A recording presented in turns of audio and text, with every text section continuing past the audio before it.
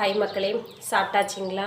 இன்றைக்கி நான் வீடியோவில் என்ன சொல்ல போகிறேன்னா, படிப்பு வந்து மனுஷனுக்கு ரொம்ப இம்பார்ட்டன்ட். அதுவும் பெண்களுக்கு வந்து ரொம்ப வெரி வெரி இம்பார்ட்டன்ட். நம்ம ஆண்களை வந்து சார்ந்து இருக்காமல் நம்ம வந்து கண்டிப்பாக நம்மளாலே முடியும், நம்ம வந்து நம்மளாலேயும் ஒரு ஏர்னிங்ஸ் பண்ணி நமக்கு வந்து ஒரு தன்னம்பிக்கையை கொடுக்கக்கூடியது படிப்பு. அதனால் அந்த படிப்பை வந்து விடவே கூடாது. அந்த படிப்பை நம்மளால் எவ்வளவு முடியுமோ போராடி படித்து நம்ம எப்படியாவது நம்ம அதன் மூலமாக நம்ம கொஞ்சம் நம்ம கைக்கு தகுந்த மாதிரி சம்பாதிக்க பார்க்கணும். எப்படின்னா, நான் என்னையே எக்ஸாம்பிளுக்கு எடுத்துக்கிட்டேன். நான் எப்படின்னா, ஃபஸ்ட்டு வந்து 4ஆம் வகுப்பு வரைக்கும் தான் படித்தேன். அப்புறம் 2 வருஷம் டிஸ்கண்டினியூ. ஏன்னா குடும்ப சூழ்நிலையினால் படிக்க முடியலை. அப்புறம் மறுபடியும் என்னை படிக்க வைக்க வேண்டாம் அப்படின்னு சொன்னாங்க 4th அப்புறமா நான் ரொம்ப அடம் பிடிச்சி மறுபடியும் எனக்கு வந்து 4ஆம் வகுப்பு 2 வருஷம் கேப் விட்டு மறுபடியும் திரும்பி படிச்சிருக்கிறேன். இப்போ எவ்வளோ கஷ்டமாக இருக்கும், எவ்வளோ பெரிய பொண்ணாக இருப்பேன். ஆனாலும் அவ்வளோ இன்சல்ட்டிங் எல்லாரும் இது பண்ணினதெல்லாம் பொறுத்து நானும் படித்து அப்புறமா 4ஆம் வகுப்புலேருந்து ஒரு 10ஆம் வகுப்பு வரைக்கும் ஒரே ஸ்கூலில் படிக்கிற பாக்கியம் கிடச்சிது. ஏன்னா எங்கள் வீட்டில் கடன் சொல்லி ஊராக மாற்றி என் படிப்பையே நாசம் பண்ணிட்டாங்க. அப்புறமா நான் எப்படியோ படித்து 10ஆம் வகுப்பில் வந்து 444 மார்க் வாங்கினேன்.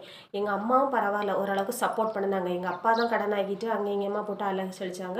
நான் எங்கள் அம்மாட்ட அடம் பிடிச்சி எப்படியும் எங்கள் அம்மா எனக்கு கொஞ்சம் சப்போர்ட் பண்ணி இந்த அளவுக்கு கஷ்டம்தான் எப்படியோ 444 மார்க் வாங்கி கொஞ்சம் பக்கத்தில் உள்ளவங்ககிட்டலாம் உதவி கேட்டு எப்படியோ படிச்சுட்டேன்.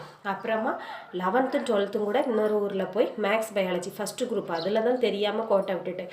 அதுலேயுமே வேறு ஏதாவது அக்கௌண்ட்ஸ் அந்த மாதிரி எல்லாம் படிச்சிருந்தேன்னா கண்டிப்பாக எனக்கு டீச்சர் ஆகிருப்பேன். பிறகு என்ன செய்கிறதுக்கு அப்புறம் லேப் டெக்னீஷியன் தான் படிக்க முடிஞ்சுது. என்னால் அமௌண்ட் அவ்வளோதான் இருந்துச்சு. அப்புறம் 1.5 வருஷம் லேப் டெக்னீஷியன் படித்து அதுக்கப்புறம் 5 இயர்ஸ் வந்து நாகர்கோவிலில் ஒர்க் பண்ணலேன் லேப் டெக்னீஷியனாட்டு ஹாஸ்பிட்டலில். அப்புறம் உடனே மேரேஜ் பண்ணி வச்சு அந்த வேலையும் ஸ்டாப் பண்ணி வச்சுட்டாங்க. அப்புறம் இங்கே வந்து பார்த்தா மாமியார் எந்த சப்போர்ட்டும் கிடையாது. புது ஊர் திருப்பூர். எனக்கு வேலைக்கெல்லாம் எங்கே போகணுன்னு ஒன்றும் தெரியாது. ஹஸ்பண்டும் ஒரு சப்போர்ட் இல்லை. அவங்க வேலைன்னு போயிடுவாங்க. அப்புறம் வீட்டு வேலையை பார்க்கணும். அப்புறம் குழந்தைங்க அது இதுன்னு சொல்லி வேலையை விட்டாச்சு. இப்போ எனக்கு எந்த டச்சுமே இல்லாமல் ஆயிடுச்சு. இப்போ நான் வந்து என்ன பண்ணுறேன்னா, இப்போ வீட்டில் டியூஷன் எடுக்கிறேன். ஏதோ படித்த படிப்பு என்னையை காப்பாற்றுது.